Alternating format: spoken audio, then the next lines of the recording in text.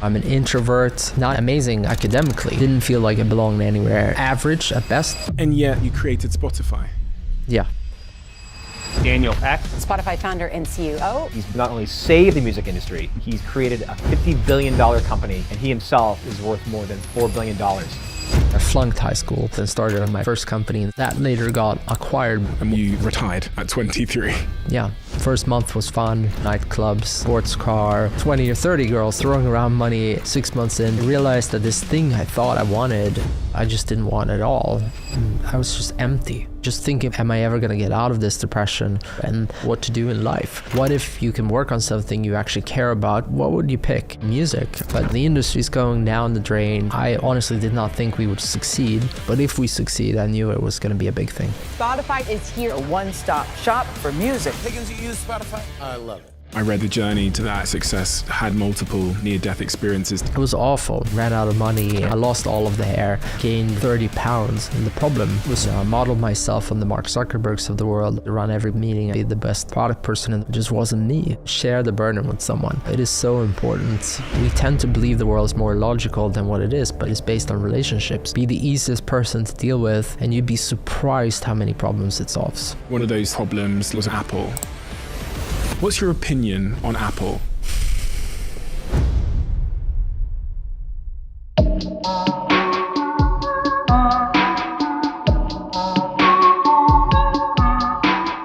Daniel, what is the most important context that I need to know about you to understand the man that sits in front of me today? And when I ask about context, I want to go right back to where you come from and that earliest environment that I almost see it like an oven. I see our earliest context as like an oven that baked us into who we are today. What is that context? I'm a product of a very, very strong single mom. A woman that probably had a chip on her shoulder against her sibling, her brother, her older brother, who kind of said, you can't do this. You can't raise a child to be productive. And I think she kind of hell-bent on making a point of showing that, I was going to be successful in her definition, and successful meant well-educated, well-read, and be able to handle almost anything thrown at me. And just to give you an example of that, while I was brought up in the suburb of Stockholm, very much a working class, rough neighborhood.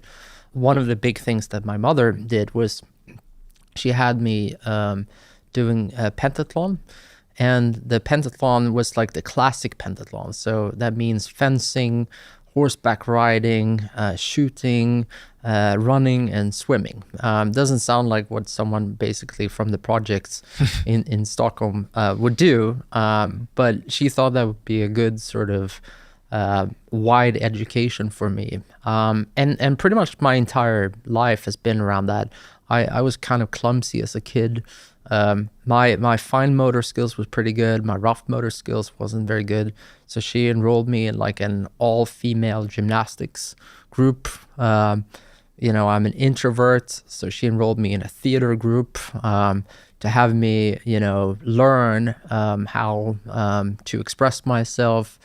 So an eclectic childhood, but one where she heavily influenced me, brought me along in almost every context with adults, with professors, like at a very early age, and just had me sit along, or with just the person from next door who's struggling, getting to the next paycheck. And I really saw all of those contracts in life from a very young age. Did she have any desire for you to become any specific thing? Because I'm honestly not sure, but I think she wanted me to be broad, just in general. I think in many families you kind of have this maybe educational pressure where you have to be a doctor, you have to be a lawyer. Like none of that mattered to my mom. The only thing that mattered, and she kept repeating this, was that you need to become a good human being. And for her, if I wanted to study, sure. She thought education mattered and it was important. but not like in other families. And the only thing, in fact, probably influenced Spotify later on was I very much come from a music family. My grandfather was an opera singer. My grandmother was an actress in theater, but also jazz pianist. So like music education was weirdly enough like the premier education that was focused on for me. And then all the other stuff, she was basically only important that I showed effort. I had a pretty easy time in school, and so she constantly kept pushing me because she felt that I wasn't making enough of an effort, no matter what. So it wasn't about the grade. I could come home with a straight A. She would still be like, "Well, did you really make an effort?" I don't think so. And so for her, it was kind of always that thing about like just pushing and making the real effort. So she cared less about the outcome and more about how much of your potential you were realizing. Yeah, very much so. So on school then, you referenced that she kind of identified you were an introvert early on, but then I think you said you had an easy time in school. Typically people that are introverted, that are an only child at the time that they go off to school, often they struggle a little bit because, finding friends and fitting into social groups. And I read somewhere else that you don't love small talk. You tend to gravitate towards the people that you know. Yeah. What was school like for a kid like that? Well, I think, I think there are many types of introverts. Let's begin with that. And I can switch it on when I have to. And certainly I think the theater helped me. I can project a lot of things if I like to, and be a force of nature, but it doesn't come easy. That requires tons of energy, whereas others get energy from like the room and they're like very excited. It's just not me. For me, anything with anyone I'm not comfortable with is really taking a lot of energy. But I think the easy time in school was just I loved learning. I've always loved learning. So you putting in an environment where you're constantly being forced to learn new things wasn't a very hard thing for me. And I have a very good I used to have a very good memory. I don't have it anymore, but I was able to memorize very easily the concepts and the things that we talked about in school. And so I think in that end, it was very easy for me. And then again, because my mother tried to make me very broad, the positive and the negative of that aspect is I could kind of be in any social group. I could be with the athletes. I wasn't the best athlete by any stretch of the imagination, but it worked. I could be in the musicians group as well with any of the people who were really good at arts. And I probably wasn't the best at any of that stuff either, but it was pretty decent. But I could also be in the math group. I probably wasn't the best at math, but I was pretty decent. And that, to be honest, is kind of the story of my life. You can kind of plug me in anywhere. I won't excel at practically anything, but I'll hold my fort. And that's, I think, both a blessing and a curse. The blessing is that it's very easy for me to be able to relate to other people enough where I'm accepted in the group. But it's hard in the sense, the downside with that is that I never really belong anywhere because I'm not that one-sided as an individual. I'm not an artist. I'm not a technologist. I'm not a business person. I'm all of that and probably a few other things as well. And you can see that very clearly with my friend group too. You'll have artists on the one side and you have entrepreneurs on the other end, and it's very hard for them to speak to each other most times. But I love it. I love seeing very creative people. I love, business people and scientists mixed together, whereas the scientist gets very, have a hard time, I've found, speaking to an artist, and quite often they're talking past each other. For me, it's just, I love it. And that's the blessing and curse. When I speak to people that know you and work with you, they describe you as ambitious. Now, ambition and being ambitious is an interesting word because it's often loaded with this presumption that someone has a desire for a certain outcome. Yeah. Like they're ambitious because they want to be really successful, or they want a gazillion pounds. Are you ambitious, and what does that actually mean to you? Yeah, I'm ambitious, but I probably am ambitious in the way my mother taught me to be ambitious, which is the inputs, right? Which is, if I see someone with incredible potential that squanders that potential, I ask myself, why? Why are you doing this? And why not strive for the great thing? And in so many cases in life, I found that the difference between, aiming super high versus aiming just a little bit higher than where you are, from an effort perspective, is about the same effort. So you might just as well aim higher. This saying of you shoot for the stars and you land on the moon.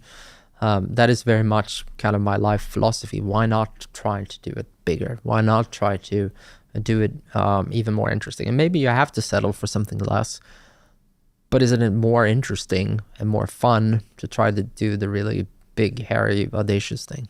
Not for everyone. maybe not. But you'll know that because you'll work with so many people that maybe don't lean into ambition.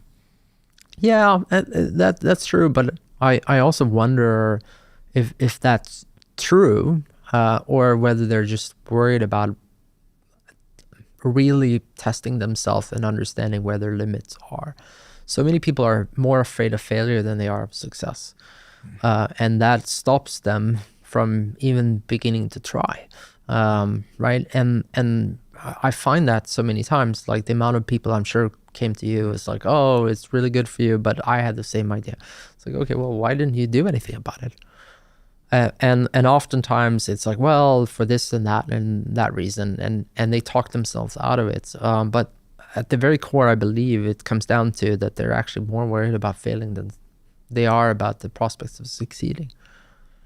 Your kids then, what would you advise them to do if they were, say they wanted to follow in your footsteps in particular or start a business at that juncture where we kind of leave high school and we can either go into like work or university? Would you, do you think the university system is a little bit outdated? Yeah, I do.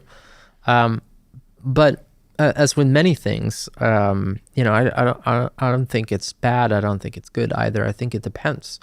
There are certain people that do well in that structure and need that kind of rigor of that sort of path to go down, and do incredibly well against the essays, and they ace it, and they're really good with the lectures, and then taking the notes, and just have that sort of discipline in that area of their life where they do well in that circumstance, and then that education then sets them up for greater things. So I think it depends. I mean, if your dream is to become a lawyer, then I think you have to go through that path, right?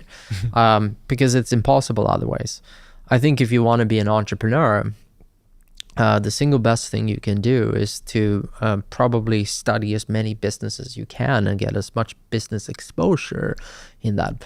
So what do I mean by that? Well, it can come in by working for businesses that are great, but more importantly, probably working for great individuals and learning from them, right? So if you are fortunate enough to be able to do, we're talking about this, but your behind the scenes version, and being able to like work for you in that and see you up close, it's going to be invaluable for that individual that get to do that.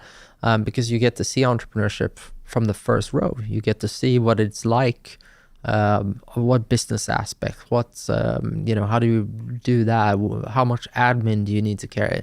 And even if you're just a fly on the wall, you're going to learn so many skills that are quite diverse. And that's I think the biggest trick about entrepreneurship is like for me, everyone, when they think about the word innovation, they think that it's something entirely novel.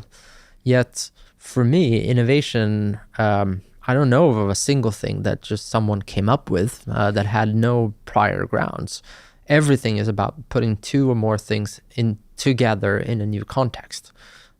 So studying many different things, understanding a little bit about business, understanding a little bit about product and how to make that product, understanding whatever it is that are drivers from that, I think is important.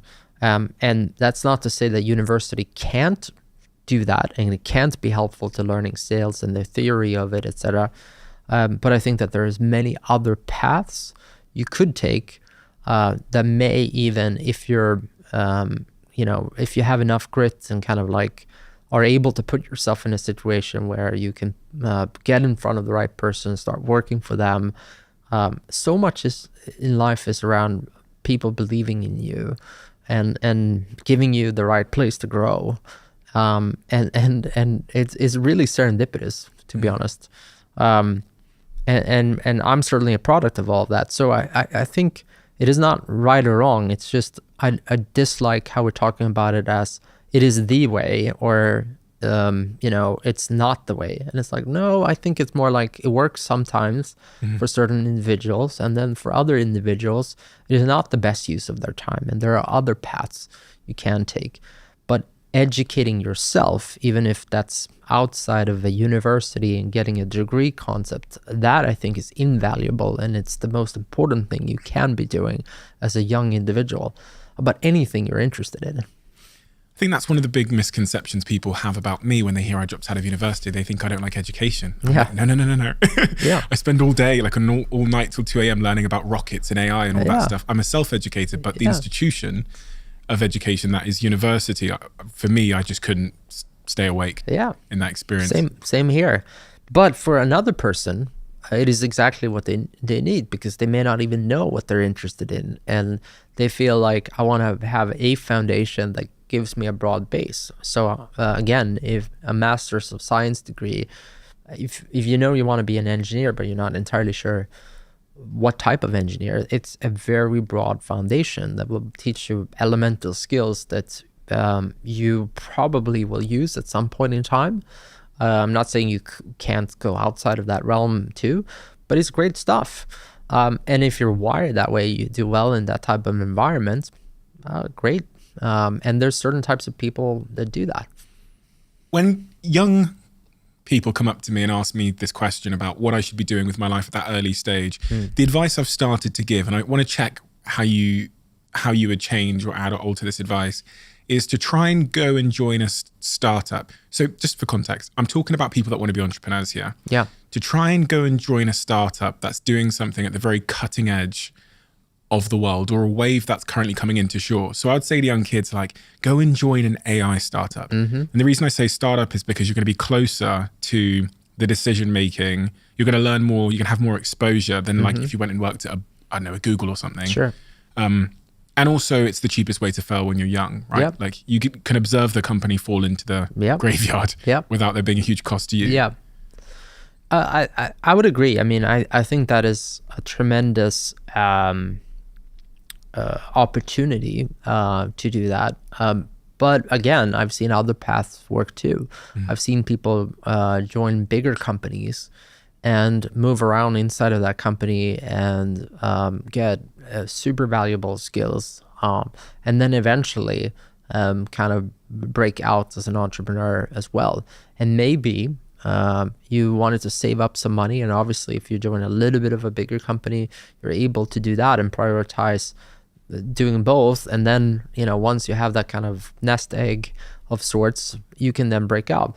And so I don't know. It's like I used to think, and you and I, we were talking about this before. I used to think that, hey, I've got all this advice, I'm just gonna give it. And the more and more I on a personal basis, I'm not sure I'm in a great position to give advice on many things. And so I try to stay away from it. I can't help myself when I feel like people are doing it, but I try to not do it as much as I do. And it's actually something I'm deeply conscious about, because I don't think that there's one path in life. I think that there are many paths in life. And of course, there are really bad ones. But some of the more amazing life stories aren't the obvious ones. It is not the people even doing the sort of, hey, I joined a startup or I did this and that. It may be the person who spent his entire life in a lab to only get so frustrated in the end that they end up breaking out and then forming a company because no one else wanted to do the idea that they had in mind, or maybe the person who was the least likely to solve that problem, but had really been spending all this time thinking about it and developed this really odd skill while doing their normal day job that then turned out to be really useful to solving this particular problem. I find it incredibly fascinating that when we look at the back end of Spotify and Apple and our audio channels, the majority of people that watch this podcast haven't yet hit the follow button or the subscribe button, wherever you're listening to this. I would like to make a deal with you. If you could do me a huge favor and hit that subscribe button, I will work tirelessly from now until forever to make the show better and better and better and better. I can't tell you how much it helps when you hit that subscribe button. The show gets bigger, which means we can expand the production, bring in all the guests you want to see, and continue to doing this thing we love. If you could do me that small favor and hit the follow button wherever you're listening to this, that would mean the world to me. That is the only favor I will ever ask you. Thank you so much for your time. Back to this episode. And going back to that first company that was acquired, Advertigo. After that was acquired, I read that you retired at 23. Yeah. I'm guessing that made you enough money to retire. Yep. And you're 23, which is in 2006, and you're a retired man living what one can only describe as any 23-year-old's dream. Yeah. Lots of money. I'm guessing there was some champagne there. I think there was a red Ferrari. How was that for you? It was amazing. No.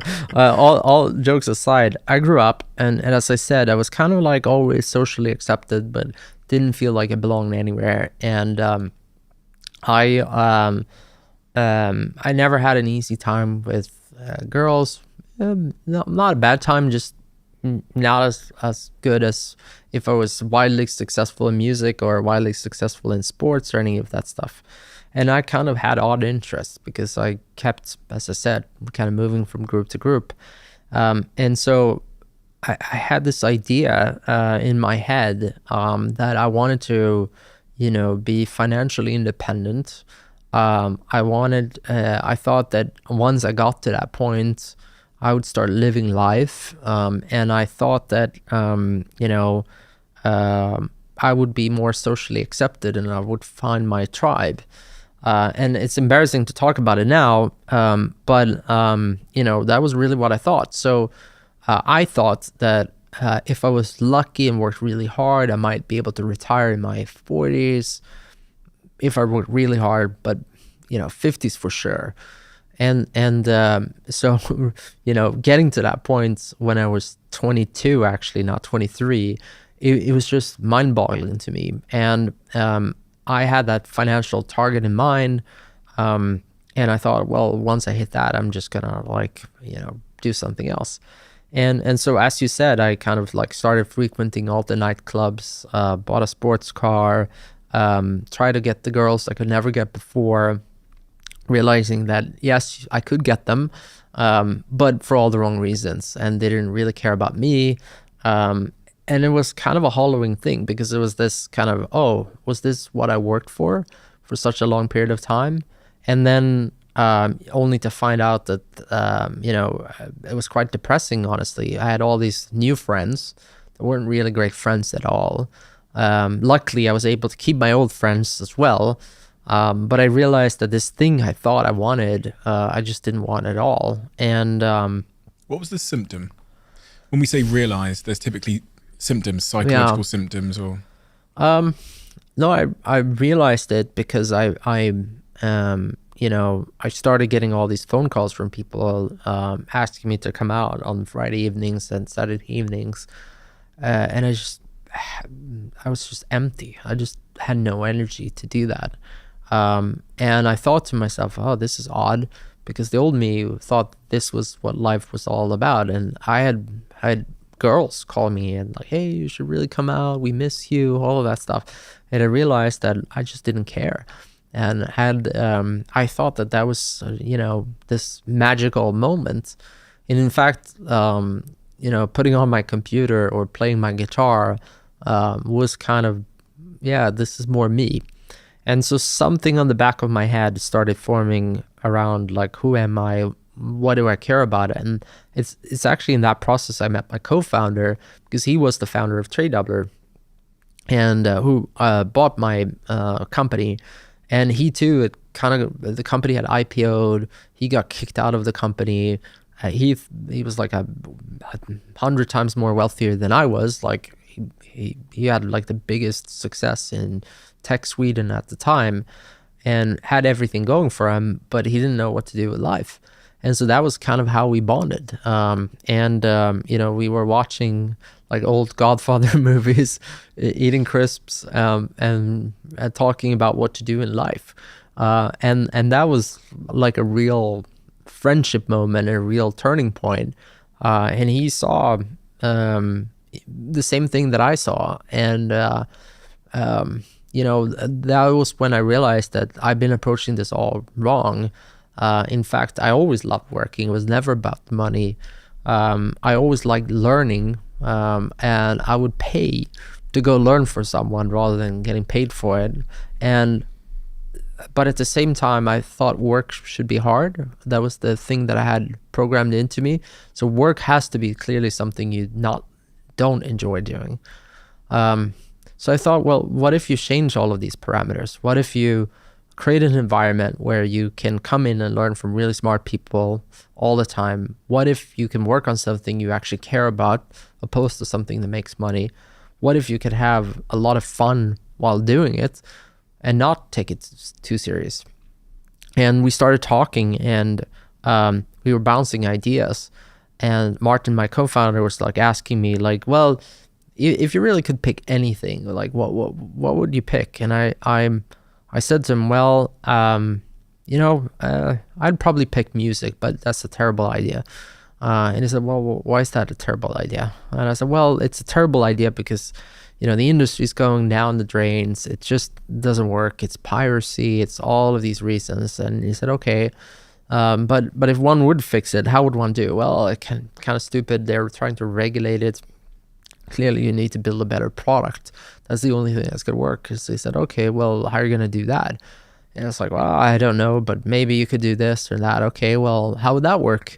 It's like, well, I don't know, but maybe you could do this and that. And how would you make money? Well, I think maybe you could pay out based on how much people were listening. I don't know. And then literally after going through why not 100 times, I started realizing that, yeah, why not? And why not give this a shot? And I told him from the beginning, that, hey, this is probably going to lose us a lot of money. I have a hard time seeing this ever being a sustainable business. But I'm in. Let's do this. And he said, great, let's do it. And while I was hesitating for some reason, he wasn't. So he was like, this seems fun. Let's do it. And that gave me enough confidence where I kind of had found a new purpose again. And instantly I stopped responding to all the people who were trying to get me out in the evenings. And I was like, well, I got something to do. And then I went back to work again. And it was like pretty much a week from that moment where I felt like I'm happy again. I haven't felt this happy for, the better part of a year, because it was about a year when I was going through this transition of just having fun, being retired. First month was fun. 6 months in, depressing. 9 months in, am I ever going to get out of this depression? To then kind of a year in, finding something else that I truly look forward to. That felt crazy. And I honestly did not think we would succeed. But if we succeed, I knew it was going to be a big thing. Something really interesting there that I could relate to a lot was this idea that you had a hypothesis about your happiness that had to fail you to know that it was not a valid hypothesis about happiness. And there's so many people, obviously, I'd assume it was more than half the population are currently pursuing a hypothesis they have about what will make them happy. That probably, and this is the thing I always wonder, is does it have to fail them for them to know that that's not the right pursuit? In my case, it did. It had to fail me. Yeah.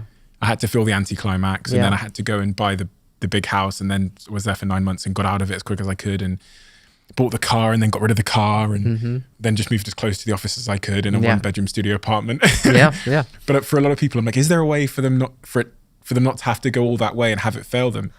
Well, I think that there's certain life experiences that you can't learn from other people. You just have to live it. And I think it's not so much about sort of the monetary thing or the status thing.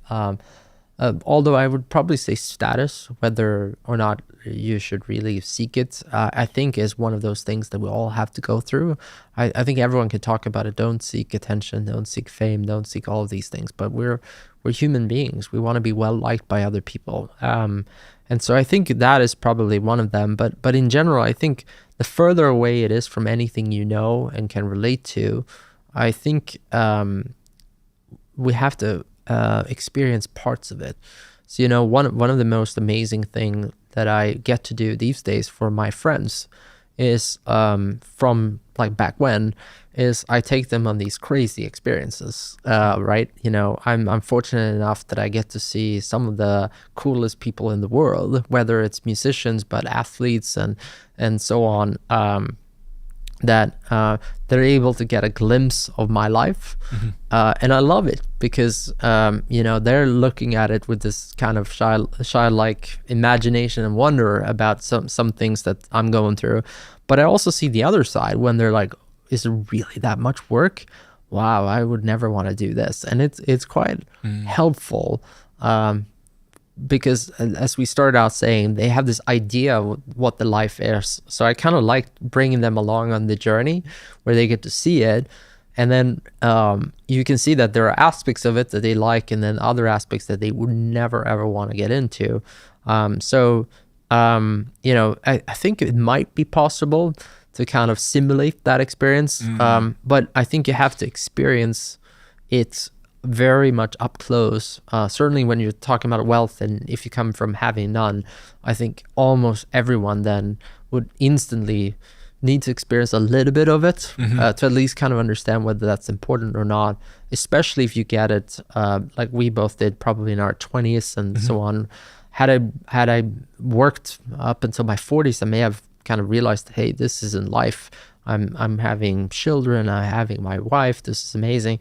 I got this experience being a single guy trying to chase girls. And all I'd seen was on MTV how all of the rappers were throwing around money and having 20 or 30 girls at the nightclub. And you know, hey, I wanted that too. One thing I'm really interested in is you said you got to 9 months and you were depressed 9 months after the sale. Yeah. There are so many people now, and this is why I asked about what the symptoms of that were. It's hard to know when we're drifting down the wrong path because it creeps up on us like a frog in a frying pan. I remember a time working 7 days a week and this feeling in my chest of, I would describe it as like a subtle growing emptiness. And that was, for me, in hindsight, I was lonely. And I didn't know I was. So those symptoms that you encountered at 9 months in a way that someone might relate to them, what were those feelings? I think my entire life, as I mentioned, I've been struggling to fit in. And I think it's something we probably share and have in common. And I somehow thought that this would help. And when the situation was new, it did feel like I found my new tribe, and it did feel like they, you know, this early excitement, everyone's calling you, everyone wants you to be part of something that you before may not have been able to enjoy, and may not get those phone calls, and may not get into the hottest nightclubs and the club promoters like putting you on the list plus 10 and all that stuff, the social currency. So it was thrilling. It was absolutely amazing. And it truly was this kind of like, wow, I've made it kind of feeling. But after you experience the 10th time, and I somehow had this idea that it would translate into this continuous feeling of that thing, or translate into something more meaningful, I sort of realized that, no, wait a minute, it's the same experience again, but it's lost a little bit of its charm. And I started now getting the hangarounds that were trying to get in with me because, you know, they realized that maybe I would buy the bottles. I was seeing people at the table come up and grab a glass and then run away, all of that kind of thing. And it's slowly sort of dawned upon me that you could replace me by just anyone else that had the money and the connection that I had at that time, thereby the status, and it really wouldn't matter. You know, you know, I was listening to, I think his name is Morgan Housel, the author who talks about psychology of money, and he kind of talked about it, the Ferrari syndrome, and he basically describes that everyone who aspires to buy a Ferrari thinks of themselves and saying, oh, well, one day when I'm in this Ferrari, everyone's going to look at this Ferrari and they're going to be amazed with me. Yet what we all do is we look at the Ferrari and we want to sit there. We actually don't care about the individual that's currently sitting there. So this kind of, you know, paradox, so to speak. And that's very much how I felt about my life. And as you're right, you push that to a side and you say, well, surely this, you know, this is fun. And you have all these other people coming out, and then you kind of bury it. And then it keeps coming up, and then it comes up again, and then it comes up more and more and more. And I didn't realize what it was at first, because I was like, surely I'm just being foolish. This is life. And everyone was rewarding me on the outside too, saying, what a life you live. This is amazing. How cool is it not to be retired and just not having to do anything? But I wasn't learning, and I wasn't forming genuine connections with people. I was just being, and yes, I got status, but I realized I never did anything for status, and I actually didn't care in the end from being status. I cared about belonging, but not in that group. I wanted to be in another group that cared about me for being me. And you must have learned a lot now in hindsight about what the core components of you being sufficiently happy are. You've used a few of them there, like learning was one of them, belonging. What are the other core components of, you think, for someone, it's easier to just talk about ourselves here, for you to be stable? I realized that I also need to be allowed to be by myself. Right. So I used to, in prior relationships, before meeting my wife, I used to think, you know, you're in a relationship, you constantly need to do something with the other party, and it was draining me.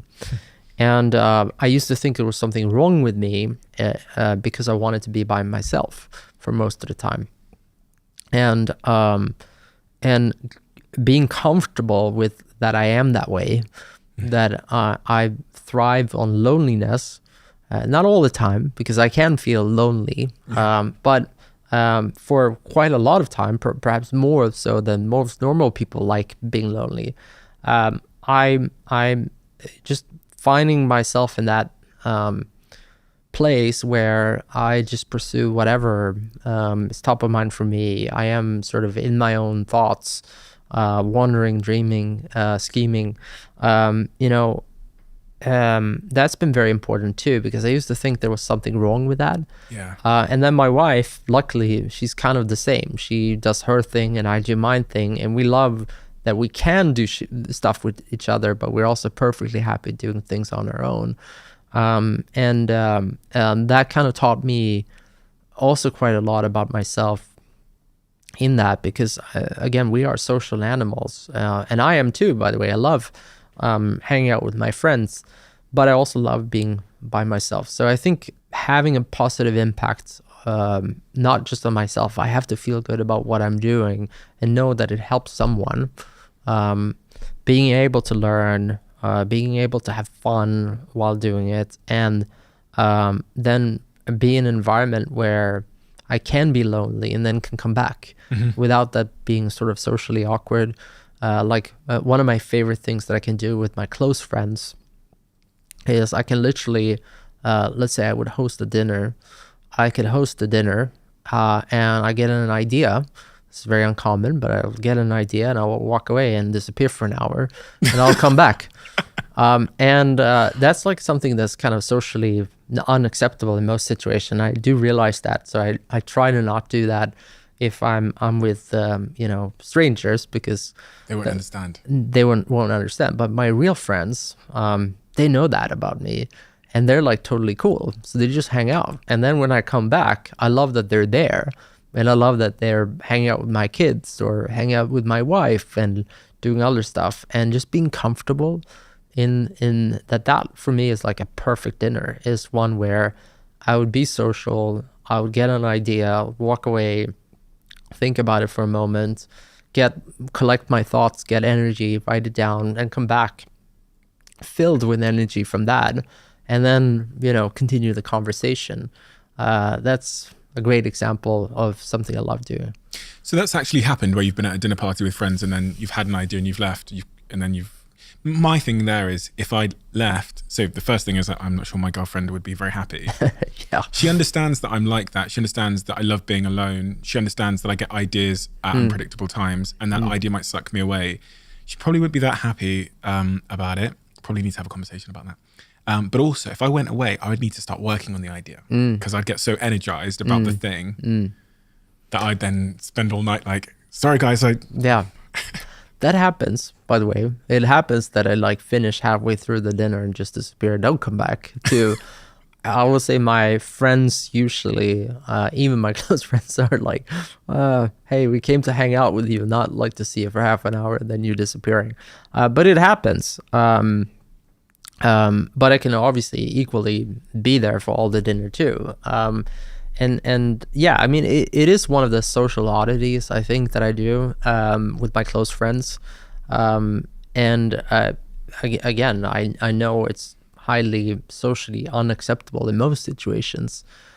But if you really think about it as an introvert, as I said, I usually thrive on, I need social elements, but I get most of my energy being by myself, right? And so then from an energy balance perspective, being with people, it gives me a lot of ideas. It's great, but it also empties my energy reserve. Then going away, filling them up again, coming back, it is probably the ideal way for me. If you ask me, like, what would a perfect night look like, it would probably be that. How do you then balance romance and relationships? And my partner, I think her attachment style and her love language is like quality time. So I often violate that love language because of what you've just described. Yeah. We could be Saturday in a park and then I think about something or get an email, and then I'm off away on my own little world. Yeah. Yeah, I mean, that's certainly the risk. Again, I'm fortunate enough that my wife is kind of very similar to me in that regard. So she too leaves dinners and has her ideas and do that. So I think we're more similar. We try to make sure that one of us stay because it gets very awkward otherwise. But if you're both like that, do you have to have rules though for when you do bond? Yeah. Well, that's the thing. That's actually the harder thing for us, is finding that quality time. So I mean, there's two parts. You can either have, I like defaults. So you can have like the default is we spend time together, or the default is we're in a relationship but we don't spend time together. And so you have to make time where you're actively finding something you both are interested in and you want to spend time on together. And I think we're more that. And I think most people probably with kids would recognize that, because the kids come first in the relationship anyway. So your relationship to your significant other is probably, the second priority in that relationship, and your wants to kids are the first. So I don't think that's uncommon, but I think changing that default could be really important. And again, if it's something that's really important to my wife, of course I'm going to be present. She's really into horse riding. I'm not, but I know it matters to her greatly. So not only will I try to speak to her every morning when she wants to talk about that, but I also show up for her competitions, or I show up for important practices that she has as well. And there are aspects of the horsing thing where we can bond and have great quality time as well. As it is, she loves hearing about my entrepreneurial endeavors as well. And we find quality time through that. And then we have date nights like most couples do. And I mean, if you're at the restaurant, you don't just really walk up and get away. Of course, you're going to spend that quality time as well. Starting Spotify. When I heard the Spotify story, I really wanted to meet you because I consider myself to be ambitious, but there are some challenges that I would just view as impossible. And at the time when you consider how the music industry was, that it's ran by these big record labels predominantly, and they own the music, to be a young kid from Sweden and believe that you could change that, for me, is a special type of delusion. Like it's like it's just an impossible task. It's what I just would have thought, okay, some things are the way they are. They're immovable objects. That is one of them. Yeah. Why didn't you think that was a impossible task? Well, I think for several reasons, but I think that is the beautiful naivety of an entrepreneur as well, right? We move mountains. I'm sure Elon was, even more insurmountable thing, electric cars, and there hadn't been a successful car companies for, I think, a century or something, or at least, many, many decades in the US. And he managed to do that. So I think it's part delusion, sorry. But the other part, I think, also is that what I realized is, before even committing to this idea, so the why not part, I probably spent 500 hours learning about this problem. And the scarcest resource we have in the world today by far is time. And when you have high quality people that spend thousands of hours on a problem, you find new solutions. And so the biggest thing for humanity, I believe, is simply that. I believe we're capable of doing practically anything, but there aren't that many people that can see these multi-dimensional things with that right experience that happens to come in at that right time. They're spending thousands of hours of trying to needle in a haystack, see that opportunity through that very, very tiny prism. And even today, when I think about it, some of my other businesses, it kind of worked the same way. So I started a healthcare business about 5 years ago, but I was spending, I think the first interview when I mentioned it was in 2009. And I started the company 5 years ago, 2018. So I probably spent a decade thinking about this problem. And I couldn't figure out a solution. 2008? Yeah. You started the company in 2008, but No. I started the company, the healthcare company, in 2018. 18, right. But I started thinking about it 2008. Oh, okay. So I have a notebook with all my crazy ideas. Most of them amount to nothing. Quite often, someone else comes along and does them, and I'm happy, and it's amazing. But every now and then, nothing happens for a great period of time. And I kind of feel that itch to maybe make a difference myself. And I say that because, like, the realization there was, I had spent up until that point thousands of hours understanding the healthcare system, why it is the way it is, the incentive schemes, and what the NHS is doing and what someone else is doing, and the public healthcare system, insurance business, direct-to-consumer things, the longevity curves of human beings, the disease curves, the costs curves, like all of those aspects about it, similar to how you're describing looking at rockets. But, imagine you spending 1,000 hours a rocket, not just kind of casually researching it. I am sure you will find novel ways of how to attack the problem. It may not be because, if you're not a physicist, you may not come up with the next rocket engine, but you may find another twist too on how to attack this problem. And I don't really think it comes down to that. And so in the space of music, I didn't know anything about the music industry going into it.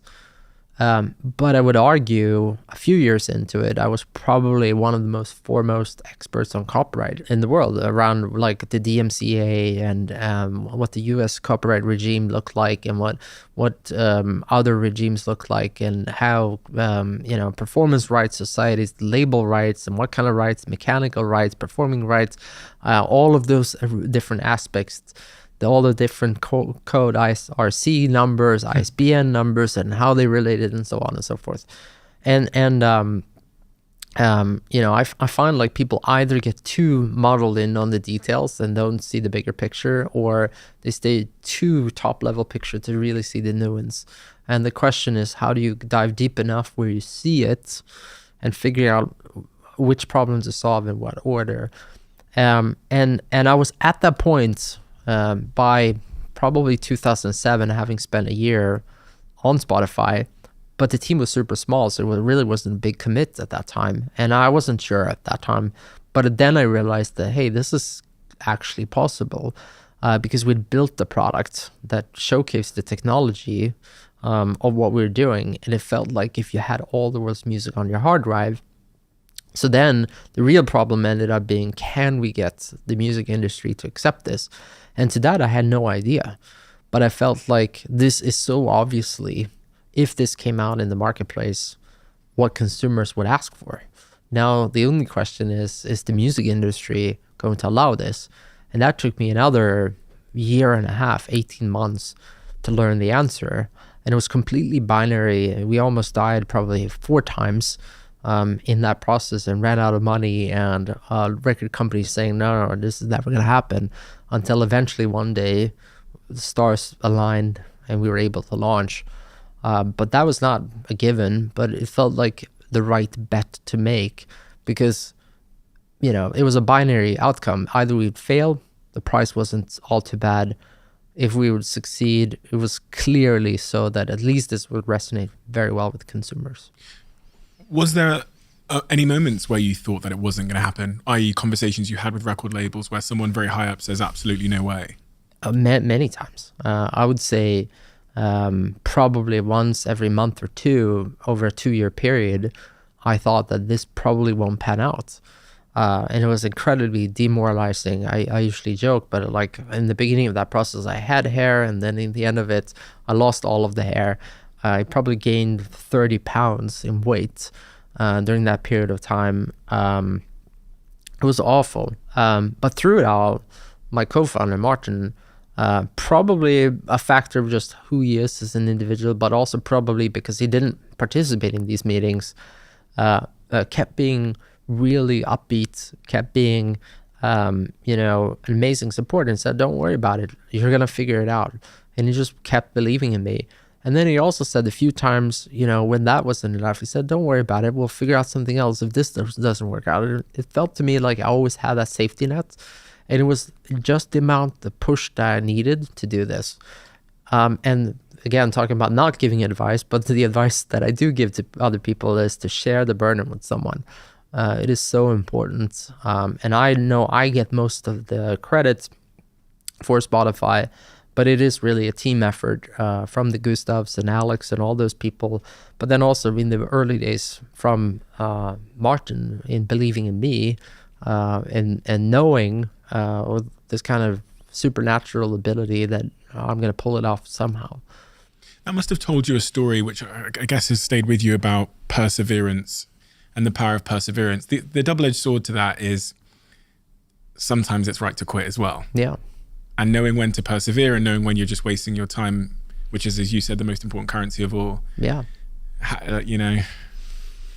That's where, art meets science. There is no scientific answer because it depends. It's an art to know when something is futile and when something is worth doing. But I call it that sort of binary outcome, but with uneven distribution, right?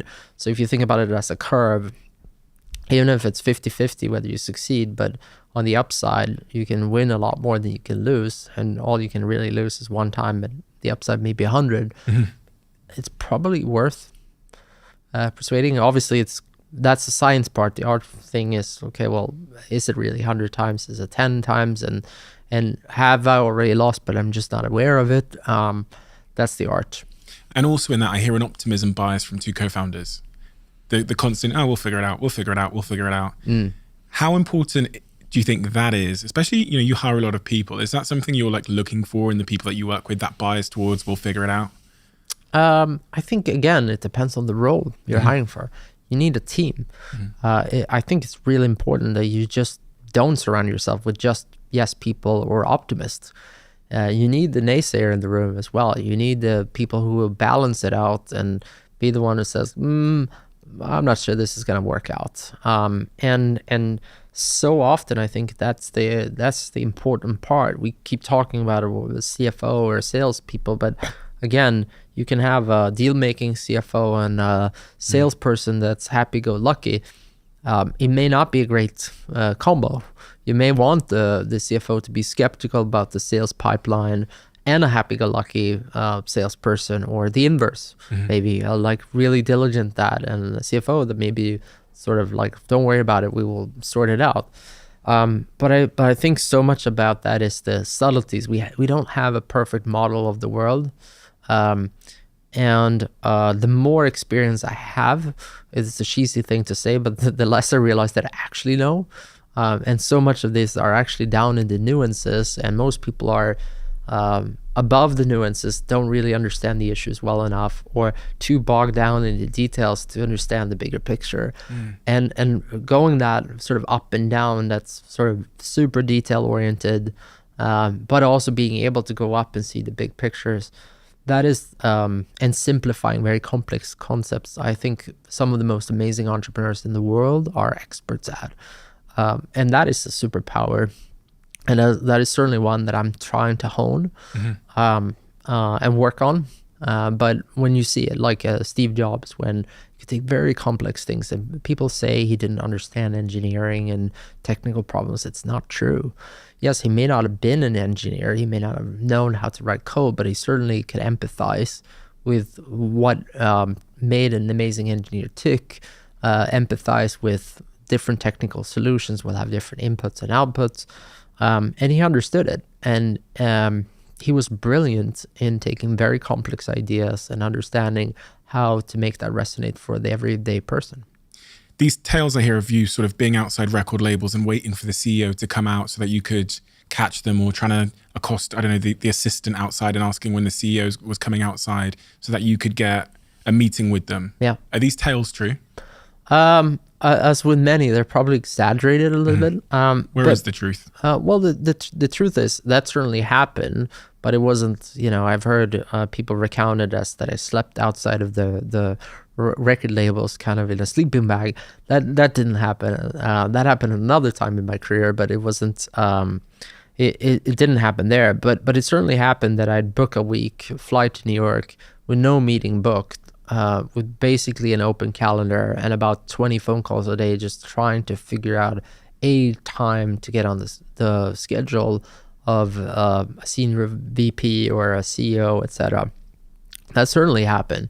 And that taught me another thing too, which is that these assistants, like, you better befriend them, because they are the keys to the kingdom. And most people don't care about them at all. But they're very influential. They're very powerful. And that was hard in the beginning. But then I realized that they got to see me as an individual. I saw them as an individual. And eventually, this is not, we tend to believe the world is more logical than what it is, but a lot of it is based on relationships. So eventually some of them started taking a liking to me. And so when there was the opportunity and they could prioritize 10 other things for that CEO to do, but I was there, I was friendly, and easy to work with, show up at no moment's notice. Even if it was 20 minutes before finding out about it, I would show up. And so I was easy to deal with. So take away all that complexity in order to achieve the outcome that I wanted to do. And sometimes that is as simple as it is. Just be consistent, be the easiest person to deal with, and you'd be surprised how many problems it solves. Did you invest your personal capital into starting Spotify? Because I read again that you'd spent pretty much all of your personal wealth to start the company. Yeah, I did. So I invested not all of it, but quite substantial amounts of it. And my co-founder invested even more, but he obviously had a much larger sum of money from the beginning. So all in all, I think we invested about $10 million into this by ourselves, which was also crazy because, back then, today, 10 million into a startup it isn't a big number. There are many startups that have done that before. But doing that on a seed stage back in 2007, that just was unheard of. It was usually 500K seed check sums, etc. What if it hadn't worked out? What would have been the personal implications for you financially? The personal implications that I went from not having to have a job to then probably having to go back to having a job. So I basically took that security that I built up, that 22, I'm set for life, and I gave that up in a moment's notice. Yeah, I mean, I don't know what to say. I think from a purely logical point of view, it was probably a terrible decision. But betting on myself and betting on yourself would probably be, again, I say I shouldn't give advice, but it is probably the best advice I could give many people is because especially those that want to invest in various startups, etc. And but they may not have a lot of money, and then I always say, well, why don't you just bet on yourself instead? Why don't you just try to work for one of these startups, like you said, and maybe take a little bit more equity and a little bit less pay and take out of your cash instead, because that way you increase the likelihood, hopefully, if you know you're good, of the company being a success. And it just feels like the more prudent thing to do. And so I had a sneaky feeling that was the right thing to do, but investing as much probably wasn't the smartest thing to do. A new podcast sponsor that I'm super excited to talk about with all of you is LinkedIn Jobs. Hiring, as I would know, is one of the most important steps in your business. Without good people, there is no company. Trust me, I found out along the way that your business is nothing without good people. You want to be 100% certain, though, that you have access to the best candidates available. And that's why you have to check out LinkedIn Jobs. LinkedIn Jobs helps you to find the right people for your team faster and for free. So when I'm expanding my team, LinkedIn is my first port of call. I'd highly recommend it. On LinkedIn Jobs, posting a job is super easy, and you can add a purple hashtag hiring frame around your LinkedIn profile to spread the word. LinkedIn Jobs helps you find the qualified candidates you want to talk to faster. Post your job for free at linkedin.com/DOAC. That's linkedin.com/DOAC to post your job for free. Terms and conditions apply. As you may know, this podcast is sponsored by Huel. If you're living under a rock, you might have missed that. I've come to learn over time, not all of the products they have are for me, but the ones that are for me have really, really changed my life in a profound way. All of the products are designed for different use cases and different people. For me, as you'll probably know, the ready-to-drink bottles are a staple of my life at the moment, and they have been for many, many years.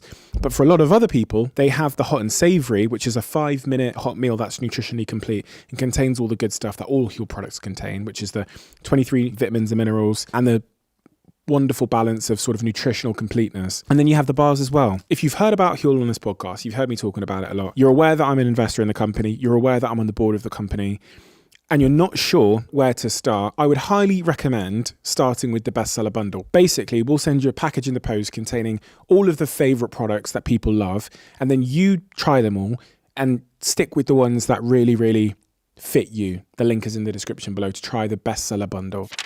Spotify goes on to be, success is probably an understatement. And I know the journey to that success had multiple near-death experiences to get there. One of the key moments I reflect on as a Spotify customer is when Apple launched their competing product, Apple Music, in 2015, I believe it was. Yep. And there was lots of articles saying that this would be the death of Spotify. Yeah. I think I was even concerned. As a very loyal Spotify user, I thought, fuck, they have all the phones. Yeah. They're kind of like the mafia. Yeah. They could just squash you. Yeah. Most companies, when Apple comes into their territory, shake in their boots. Yeah. What was it like in your office that day when Apple Music launched a competing product? When you live in the thick of the fire, you're not concerned about the things that everyone else is concerned about. I usually say public perception lags about 6 to 12 months what's actually going on. And so in our case, we had known that Apple was going to launch something for probably the better part of a year because they had the Beats acquisition beforehand, and we were hearing all sorts of rumors, etc., about what it was. So absolutely, you have to be worried when one of the greatest companies on earth decides to compete with you. So we were concerned about it, and we were kind of doubling down on what our positioning was going to be. So you kind of double and triple checked whether or not you were deluding yourself into believing things to be true.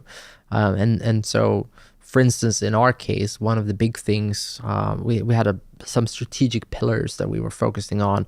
One of them we called ubiquity, because we always knew this would eventually be the case.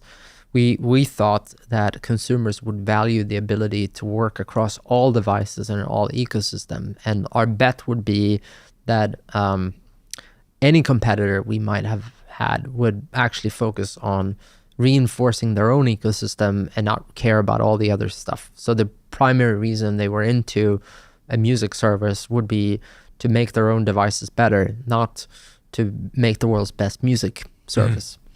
And so, that's why we made such an effort of integrating into cars, integrating into all sorts of weird devices, smart fridges, whatever you might think. And so it was kind of like reiterating that, but I felt pretty good about that position and going back. And then there's always this sort of like, what if they figured out something that we just wouldn't have thought about? And I remember we were constantly talking to the product teams about this, and like, what if they come up with this? And we're literally trying this, game theorizing every possible angle on it. But I think at the end of the day, we kind of went through the 1,000 scenarios kind of thing. We knew we'd prepared as well as we could. We anticipated a certain type of product. There was this kind of 1% or 10% chance, whatever you want to quantify it as, where we'd just be wrong and they'd come up with something that widely superseded any of our expectations. But that very day, remember, we'd been preparing for that day for so long. So the first reaction was kind of them announcing it, which we expected them to do. And then seeing the walkthrough of the product and realizing that, okay, well, we prepared for this, we thought about this, etc. And so weirdly enough, as the rest of the world kind of like gasped for air, we were thinking about it, okay, well, this was what we expected. And back to that point, distribution was the amazing thing. They hadn't come up with something on the product side that we just didn't anticipate. But it was really just about distribution. And there was nothing we could do to guard ourselves against it. But we felt like we had a superior experience on the personalization side. The fact that, if you have a Windows machine and an iPhone, Spotify would work, but Apple Music wouldn't at that time. So there were many of those things that I thought had a better positioning than they had. I've long thought that. I've tried both. I mean, I tried it when it came out and I couldn't stick to it. And I think me and my friends who were in my music group, we all concluded that the personalization, how Spotify understands me, is really the thing. It's hard to know why you do what you do as a consumer. But from analyzing it a bit more deeply, it just felt like there was a lot of investment I'd done to my playlists and all those things. But Spotify just knew me better. It seems to have much more data than data on me and understands me and is more of a bespoke solution to me than Apple was. And also the user experience is not great. And I just can't get past that. So I tried it and I bounced. I just stuck with Spotify. Apple I used the word mafia earlier on. A lot of people don't know this, but they take 30% revenues on pretty much every new app in the store. They've rejected your audiobook app multiple times.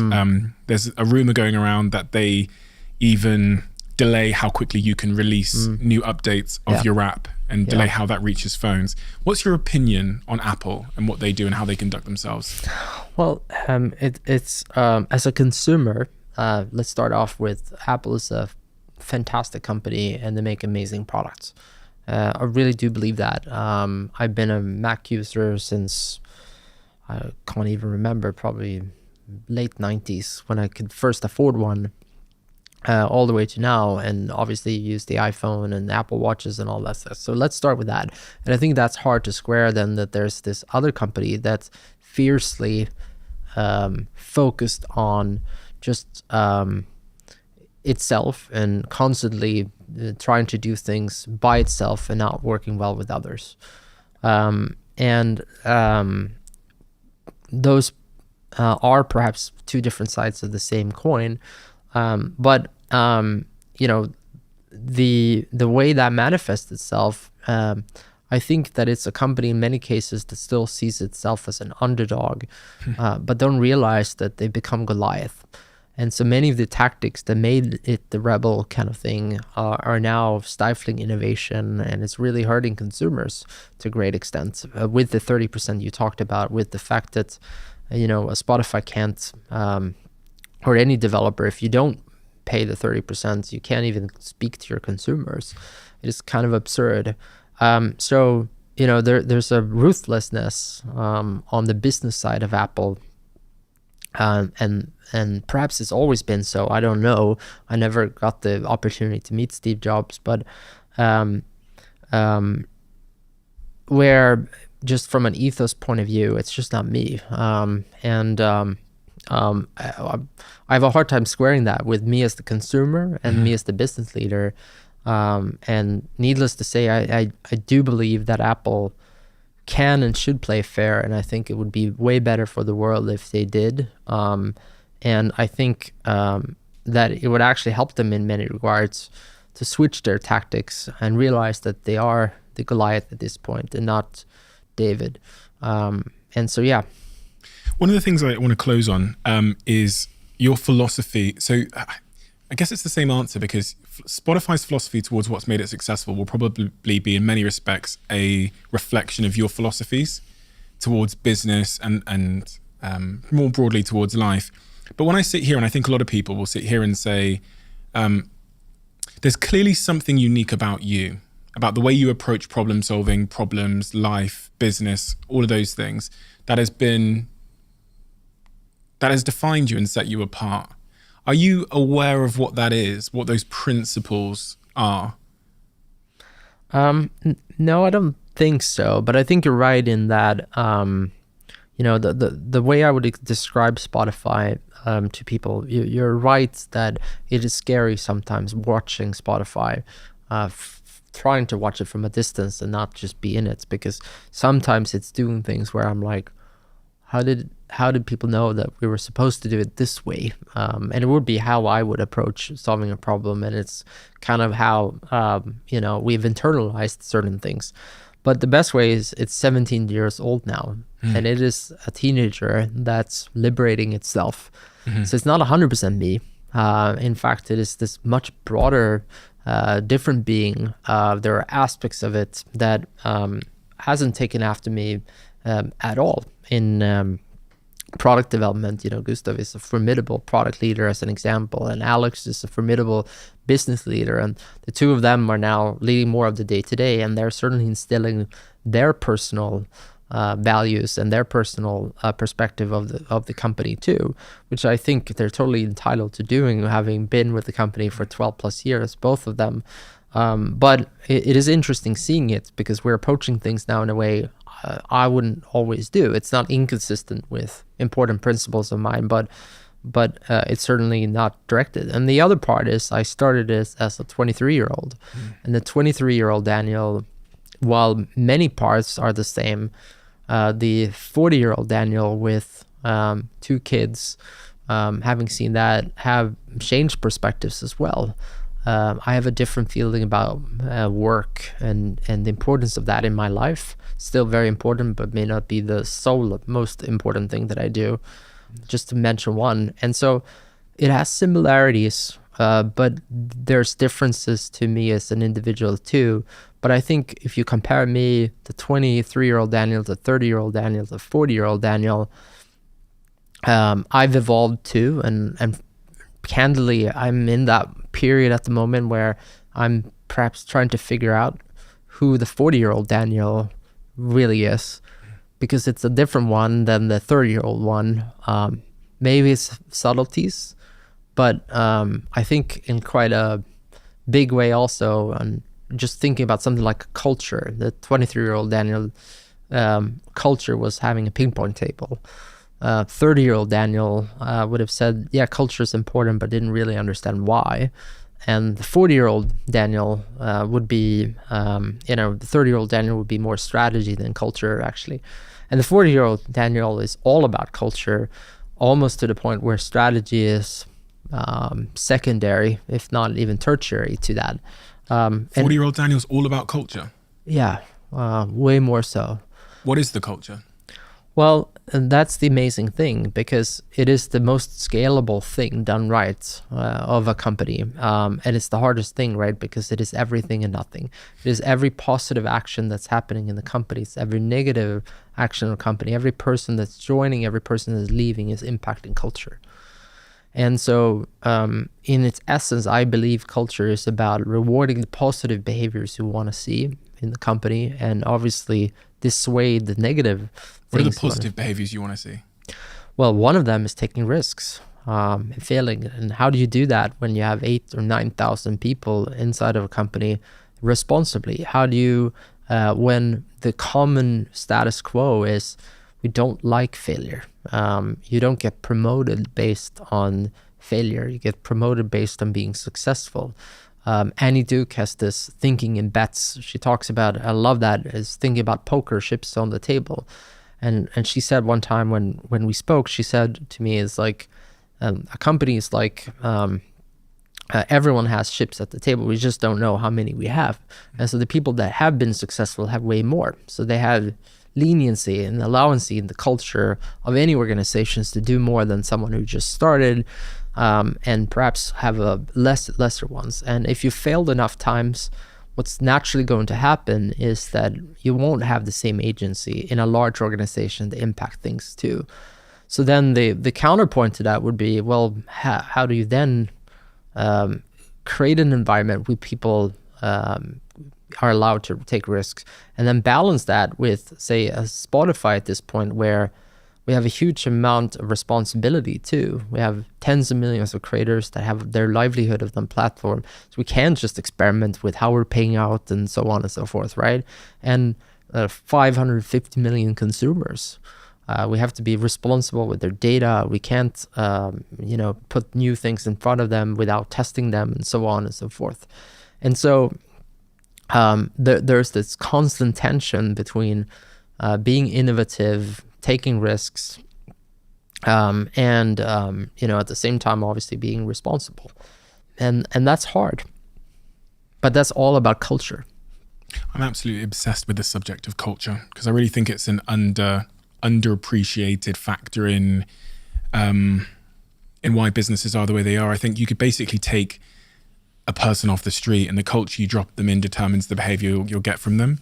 Yeah. And so, and having sat here and interviewed like Sir Alex Ferguson's ex-teammates, you just come to learn that Sir Alex Ferguson's greatness wasn't a strategy. Right. They all say to me, I remember Patrice and Evra said to me that he walked in we were playing Arsenal on a Sunday in London. Yeah. And he walked in and just said, lads, listen, beautiful weather outside, don't fuck up my Sunday, and walked out.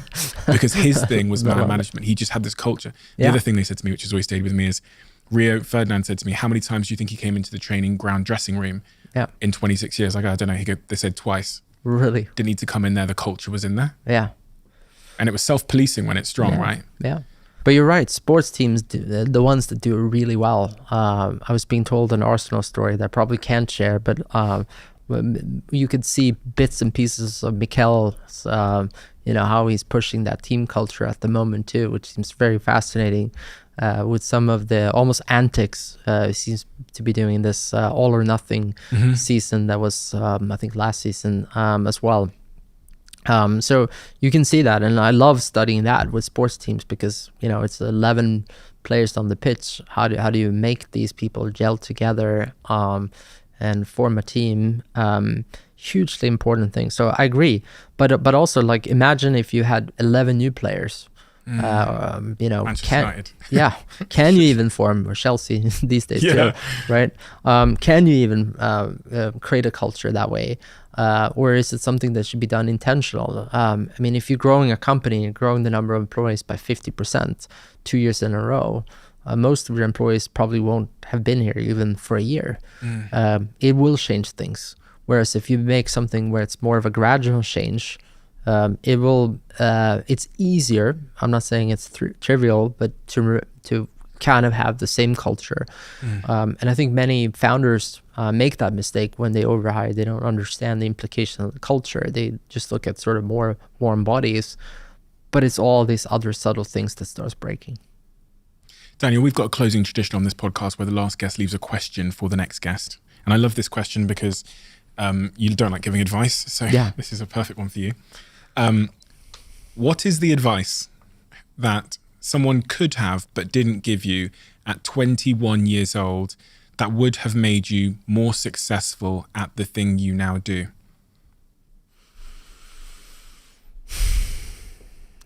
I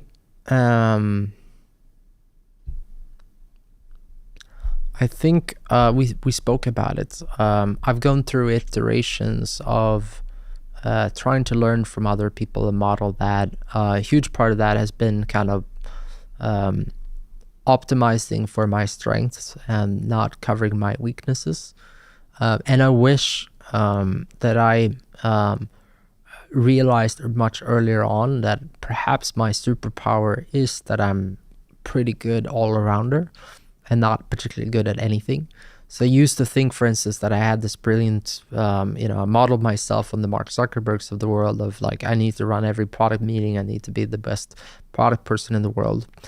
It just wasn't me. And it took me a while to realize that and be comfortable saying that, right? But I have realized that I do like a lot of different things. I love learning about new things, and perhaps that is my superpower, to realize that the person who's doing PR, that's quite an interesting thing to learn about. There are interesting things about employment law, how that came to be, and trying to understand that. And the list goes on and on and on. And I love that. And I wish I would have probably understood that earlier about myself, because that would have allowed myself to not model so much on other people, but somehow be more introspective and listen to myself. And I think that's really one of the things I take away from you, said very eloquently, is that you're proof that entrepreneurs can buck a number of different trends, and still be wildly successful. And that evidence means to someone like me that there's no such thing as a entrepreneur in terms of how they operate, what they're interested in, and that there's many ways to be a successful entrepreneur. And it really, from what you've just said there, the most surefire way of becoming a successful entrepreneur is actually looking inward versus looking outwards at like, oh, how does Elon do it? Or how does Mark do it? Or how does Daniel do it? Which stays with me a lot, because it's really changed my thinking on a few really important things that I think I've been limiting myself on. Daniel, thank you so much. Thank you so much for having me. Thank you for building such a great business, and building a business that is, I guess, even though you're number one, still embodies the kind of first principle underdog mentality. There's something about Spotify which is, it feels, I know you probably don't like this word, but I don't know if you do, but it feels more like a family. Because I've met a lot of the people there. I know a lot of them. And they're like really nice people that are very open books. It doesn't feel like a big corporate to me. It's very humble in its approach, but it's also very ambitious. And it strikes that balance really wonderfully well. And it's a company and a brand that I deeply resonate with for that reason. It's a wonderful thing. And I think, you talked about wanting to do work that brings good to the world. The good to the world that Spotify has done, in my view, is inquantifiable, because music is a wonderful thing, but what you're doing now in podcasting as well, and how you've really owned and driven that industry forward for people like me to have these longer form, more contextual conversations.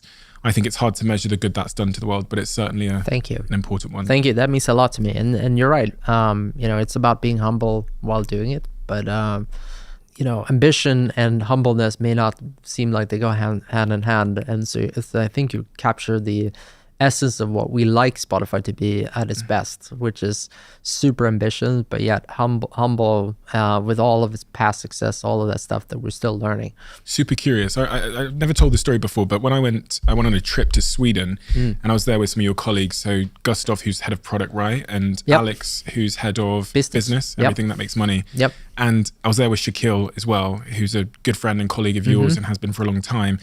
And they sat me down at a table for about 30 minutes or an hour and said, you're a podcaster, Steve. Tell us everything we need to know about podcasting. How can we make Spotify better for you as a podcaster?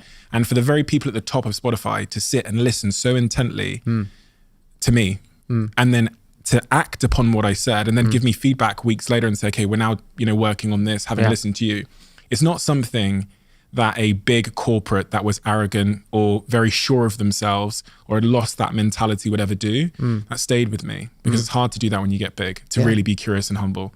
And that's exactly what Spotify is. So I wish you all the luck in the world, and I'm sure you won't need it because you've got a wonderful culture of people and great people around you. But just wanted to say thank you for that. Well, no, thank you. And I mean, again, yes, we listen, but it's also because you are innovating on your side. And with all the aspects, even seeing your studio here today, it's kind of like bringing it to the next level. So that's amazing to see that you're able to do that. Amazing to bring these conversations to the world, and we all get the benefit to learn from them as well, without maybe having the opportunity like you have to meet all these individuals too. And that's going to bring a lot of growth journeys for a lot of people too. So thank you. We've got an exciting new sponsor on this podcast, and I couldn't be more excited to announce that we're now working with Shopify. And if there's one tool that I use pretty much every single day in my businesses, that is certainly Shopify. I'm sure you've all heard about Shopify, but for some reason, if you haven't, then Shopify is the commerce platform that is revolutionizing millions of businesses worldwide. Whether you're starting a side hustle, a new project with a friend, or a global business, Shopify has you covered. You guys may know that we recently sold a product on this platform called the Diary of a CEO conversation cards, which featured questions from the guests in these episodes. And from start to finish, from launching that product, we used Shopify, a total game changer, makes life incredibly smooth when it relates to business, and a tool that my team have absolutely loved using, which is not always the case with technology. We couldn't have launched those conversation cards without it. And if you guys haven't tried Shopify out for yourself, then I highly suggest you do. Head to shopify.com/Bartlett to take your business to the next level today, and let me know how you get on. That's shopify.com/Bartlett. Let me know how you get on.